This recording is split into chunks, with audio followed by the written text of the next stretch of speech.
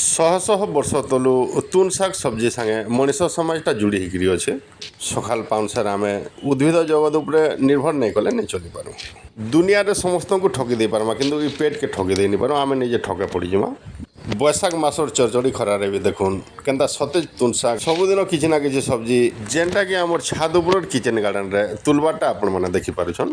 କେନ୍ସି ପତ୍ରରେ କଣା ନାଇଁନ କି ଚେପ୍ଟା ବି ନିହି। ଏନ୍ତା ସବୁଜତା ରକ୍ଷା କରବାର୍ ଲାଗି ହେଲେ आमको गुटे काम करबार के पड़वा। जेन माने किचन गार्डन करिछन किंबा करबार के चाहछन घरर किचन वेस्ट के टोटाली बाहर के नहीं फिकुन। जेन भी रंधा सामग्री रो वेस्ट जिनिस बाहर छे ठीक बड़ साइज जेनटा कि 30 ରୁ 40 लीटर होतबा ड्रम रे जमा करके रखमा। तार ऊपर डाबी देथमा कोनोसी ढाकनी गुटे केनता बोले अदिनिया वर्षा पान रे धुई हे जिबार भी भय रहसी। हारी 3 ରୁ 4 मास ई प्रोसेस रे ବର୍ଜ୍ୟ ବସ୍ତୁମାନଙ୍କୁ ଗୁଟେ ଠାନେ ଠୁଲେଇ କରି ଘରର ସାରିଆରେ ଥିବା ତୁନ୍ ଶାଗ ସବ୍ଜି ଗଛ ହଉ କି ଫଲ୍ ଗଛ ହଉ କି ଫୁଲ୍ ଗଛ ହଉ ସେ ଗଛମାନଙ୍କର ଲାଗି ଆମେ ଭିଟାମିନ୍ ପ୍ରସ୍ତୁତ କରିପାରମା। ଗୁଟେ ଜିନିଷ ଇଠାନେ ଧ୍ୟାନ ଦେବାର୍କେ ପଡ଼ବା। ଯେନ୍ ଡ୍ରମ୍ରେ ଯେନ୍ ପାତ୍ରରେ ସବୁଦିନ ଆମେ କିଚେନ୍ ୱେଷ୍ଟ ପକାଉଥିବା ତାର ତଲେ ଗୁଟେ ଏନ୍ତା 20-25 ଲିଟରିଆ ଡବାର ଥୋଇଦେମା। ସେ ଡବାରେ ଗୁଟେ ଛୋଟିଆ କଣାଟେ କରିଦେଇଥିମା ଯେନ୍ଥିରେ ଆମେ ଲିକ୍ୱିଡ଼ ମାଧ୍ୟମରେ ବି ଫର୍ଟିଲାଇଜର ତିଆରି କରିପାରଛୁ। ଯେନ୍ ଲିକ୍ୱିଡ଼ ଫର୍ଟିଲାଇଜର ମାଧ୍ୟମରେ गछ जदि भी मरबार के बसुथवा इताके जदि 100 ରୁ 200 ग्राम भितर देदेमा 15 दिन पतर पानी बार मूल करथिबान। गुटे जिनिस के मने रखबार के पड़वा गछ जदि जल्दी बढ़ी जावा बोली कि लिटर लिटर रुकी देमा बोले गछर चेर पुड़ी जबार भी भय अच्छे। को जदि जड़ तब हवा कि देह नसवा एक बेले के मुठा मुठा उसको नहीं खाई दो ठीक सेंता गछे जदि ई मेडिसिन के दौछो ई विटामिन के दौछो बोले गछ जानिकरी 100 किंबा 150 मिलीग्राम परिमाण रे गछर बुंधा देबार के पड़वा। आमे तैयारी करथबार गुटे लीटर लिक्विड फर्टिलाइजर के नेइकरी सेथरे 10 लीटर खणे सादा पेन भल करी मिसेकरी गछर बुद मान को देथिले गछे फूल जल्दी आस्तिसी। आपण माने देखु पारथवार गछ माने सबु छाद उपरे ड्रम नेइकरी जगह हैचे। इटा हला बारबाडोस भेराइटी रो गुटे चेरी है बजार रे आपण माने देखि पारथवे लाल लाल हिकरी पैकेट रे बिक्री होतसी। आपण मान को जेन प्रोसेस रे कहा गला से प्रोसेस रे लिक्विड फर्टिलाइजर देबार लगी गछे फूल माने आसी गला न जेहेतु इटा पहाड़ी अंचल रो गछ है यदि सब बेले बेलसरिया माट के पसंद करथिसी आरु गेटी पथर रु तार खाद्यटा कैल्शियम माध्यम रे संग्रह करथिसी। आमे निजे खाद्य माध्यम रे अंडा चुपा भी दे पारमा।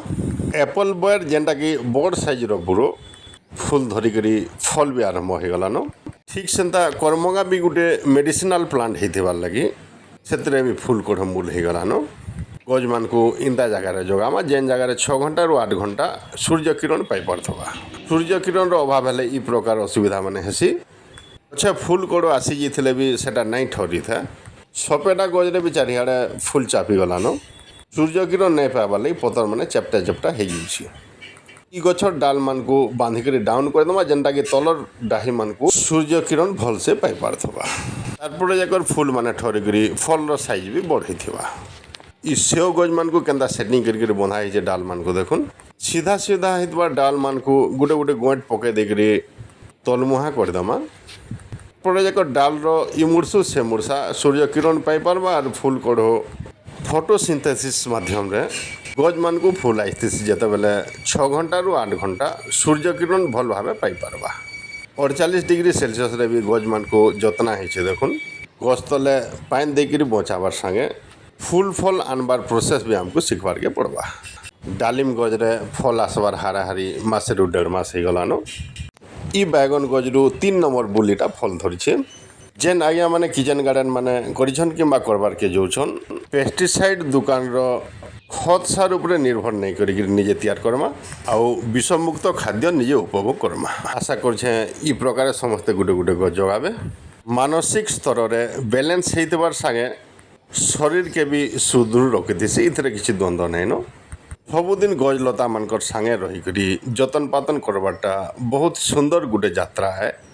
बेसी खर्चा बार्चा नहीं करी सहज उपाय रे कम दाम रे केंदागिरी परिवेश के गज खुंड माध्यम रे सुंदर रखी पारमा चेष्टा करमा। आज कथा के इने रखुछे। नमस्कार।